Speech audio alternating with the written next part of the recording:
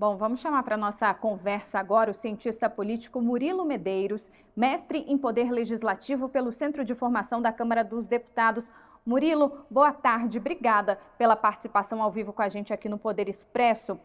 Eu queria começar perguntando ao senhor, na sua avaliação, existe clima neste momento para pautar anistia, dosimetria na Câmara ou no Senado, no Congresso em si? Boa tarde, Vitória. Boa tarde a todos. Clima político há, mas o que tem travado o avanço desse projeto, o PL da dosimetria no Congresso, é justamente seu conteúdo, né? Foi feita uma tentativa de união entre os poderes, sobretudo envolvendo membros do Supremo Tribunal Federal com membros do Poder Legislativo, para tentar viabilizar sua votação.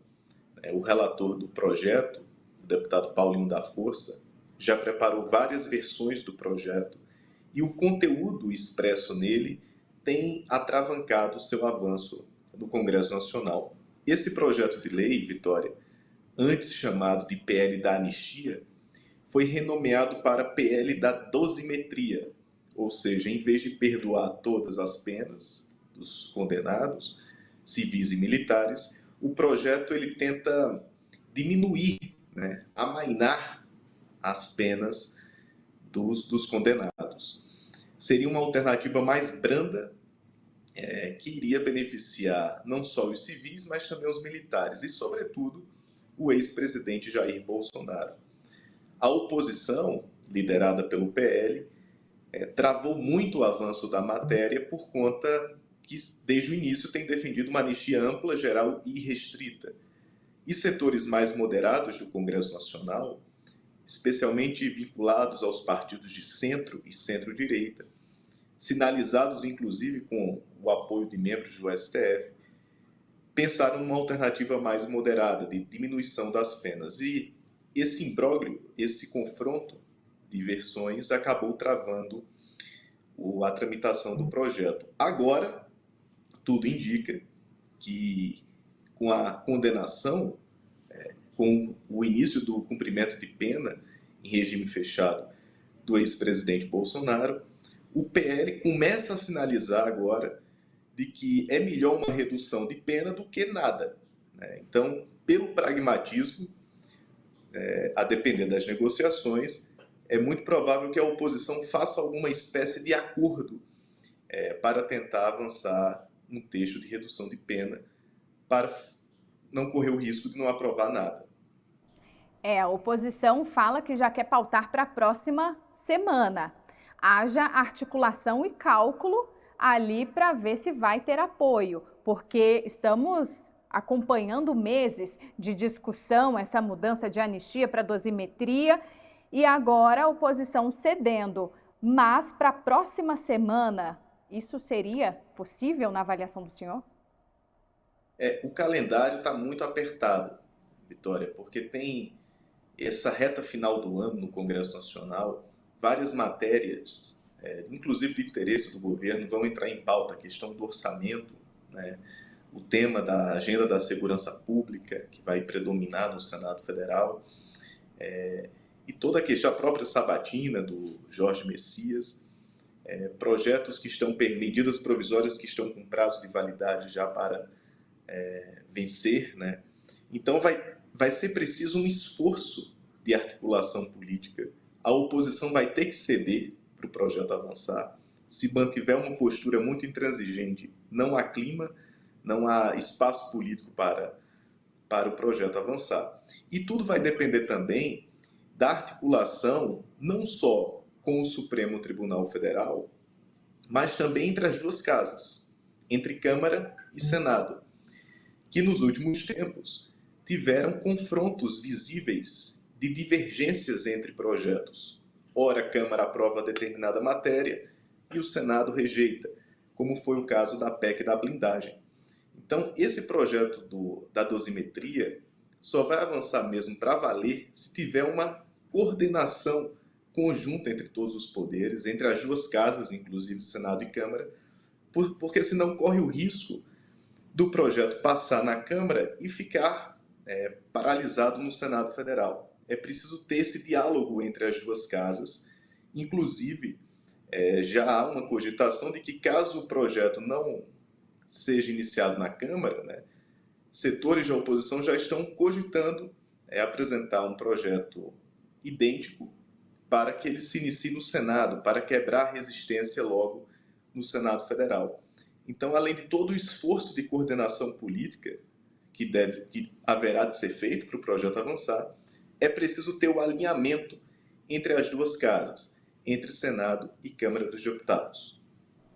E até para entrar em vigor de fato também passa pelas mãos do presidente Lula. Além desse possível conflito, há também o risco de conflito com o Supremo Tribunal Federal? Sim, é bem lembrado, Vitória, porque o processo legislativo dessa matéria ainda vai perdurar por muito tempo, né? É preciso passar pelas duas casas, Senado, Câmara ou vice-versa. Cabe ao presidente da República sancionar ou vetar a matéria, o Congresso pode derrubar o veto numa sessão conjunta das duas casas, mas certamente esse vai ser um tema que vai ser judicializado, né? Então o caminho vai ser muito longo ainda para uma possível reversão das penas, né? De uma diminuição das penas. Então é preciso ter um alinhamento muito grande entre os poderes e certamente alas insatisfeitas com a redução das penas vai questionar junto ao Supremo Tribunal Federal sobre a constitucionalidade do projeto, porque há correntes no direito penal que entendem que a matéria não poderia entrar numa seara de condenados já julgados, né? E já condenados, inclusive. Então, você reverter penas de alguém que já foi condenado, isso poderia ter um vício ali de constitucionalidade e caberá a palavra final ao Supremo Tribunal Federal. É por isso que eu repito, essa matéria ela só vai ter eficácia se tiver uma ampla coordenação, um amplo entendimento entre todos os poderes, né?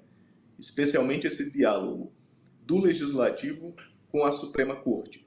O relator do projeto, o deputado Paulinho da Força, já visitou várias vezes o Supremo para tentar um diálogo com os ministros, e esse entendimento vai ser indispensável para o triunfo da matéria, né, para a eficácia do projeto de lei da dosimetria. E começando ali pelo Congresso, né, precisa ser pautado, precisa do aval dos presidentes da casa.